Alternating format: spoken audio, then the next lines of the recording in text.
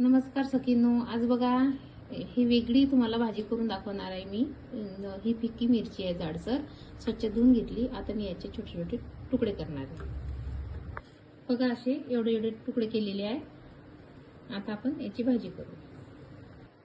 कढईमध्ये तेल टाकलेलं आहे, तापलं, डायरेक्ट मिरची टाकायची।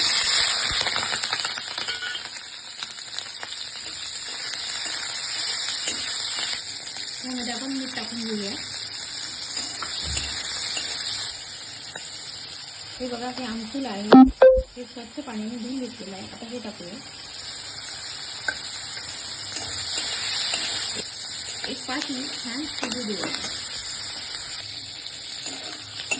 आता आपण यामध्ये थोडंसं बघा जाडसर शेंगदाण्याचं कूट टाकायचं आहे, हरणे टाकायचं आहे आणि थोडंसं तिळाचं कूट टाकायचं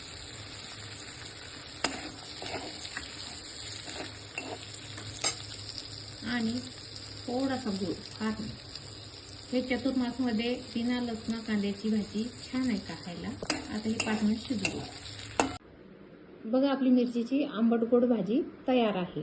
तुम्ही बनवा आणि कशी झाली, कशी चवीला लागते ते कळवा।